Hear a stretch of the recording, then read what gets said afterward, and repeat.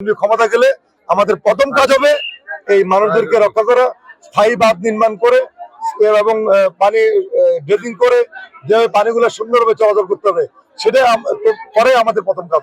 ধন্যবাদ। একটু বৃষ্টি হলেই এই ফুলগাজী পশুর মানুষ বন্যায় প্লাবিত এবং ব্যাপক ক্ষতির সম্মুখীন হয়।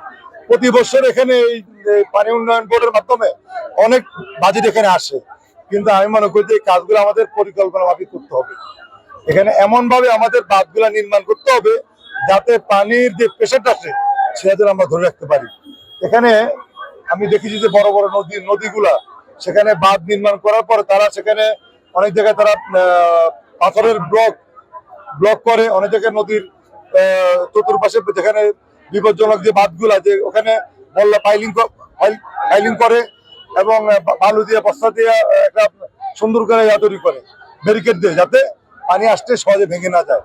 এখানকার যে কাজগুলো হচ্ছে ইদানিং কিছু কিছু কাজ আমি দেখছি একটু ভালো লাগছে যে আমি কালকে এই ভাঙ্গাগুলো আমি পরিদর্শন করেছি এবং নতুন যে কাজগুলো হচ্ছে সেগুলো আমি অনেকগুলো দেখেছি। কিছু ইদানিং যে কাজগুলো হচ্ছে সেগুলো দেখলাম একটু ভালোভাবে হচ্ছে। আগের যে কাজগুলো তারা কিভাবে করেছে আমি জানি না। এখানে আমার কথা হচ্ছে যে টাকা তো খরচ হচ্ছেই, এখানে করতে হবে পরিকল্পনা করে করতে হবে এবং সেখানে আমাদের যাতে আমরা এই পানির হাত থেকে মানুষকে রক্ষা করতে পারি সেদিকে লক্ষ্য রেখে আমাদের কাজ করতে হবে।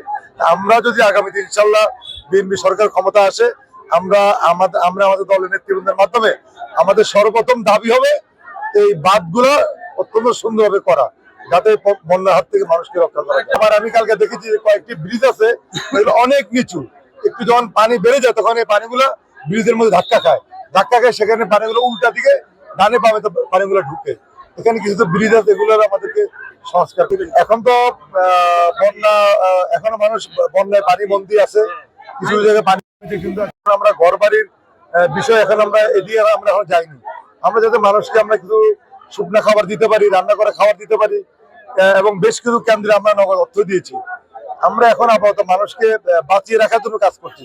পরবর্তীতে মানুষ যখন বন্যার পানিটা কমে যাবে তখন আমরা যেমন গতবার যেভাবে আমরা চেষ্টা করছি মানুষকে টিন দিয়ে আর্থিকভাবে টাকা দিয়ে সহযোগিতা করছি, ইনশাল্লাহ এবারে যারা ক্ষতিগ্রস্ত হয়েছে তাদেরকে আমরা সেই সহযোগিতা করবো ইনশাল্লাহ। আমি তো বললামই আমরা বিশেষজ্ঞ ব্যক্তিদের সাথে আলাপ আলোচনা করে এই যে দীর্ঘদিনের সমস্যা কিভাবে এটাকে সুন্দর করে সমাধান করতে হয়, ড্রেজিং যেখানে ড্রেজিং করা প্রয়োজন সেখানে ড্রেজিং করবে, যেখানে ব্রিজ ভেঙে উঁচু ব্রিজ করা দরকার সেখানে উঁচু ব্রিজ করবে, যেখানে সুইচ গেট বানানো তৈরি করতে হবে সেখানে সুইচ গেট তৈরি করবে।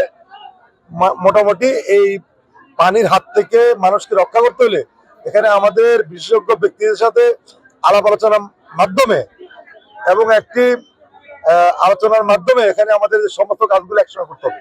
একটা করলে আরেকটা কিন্তু হবে না, সবগুলো এমনভাবে করতে হবে যাতে পানির হাত থেকে আমরা মানুষকে রক্ষা করতে পারি।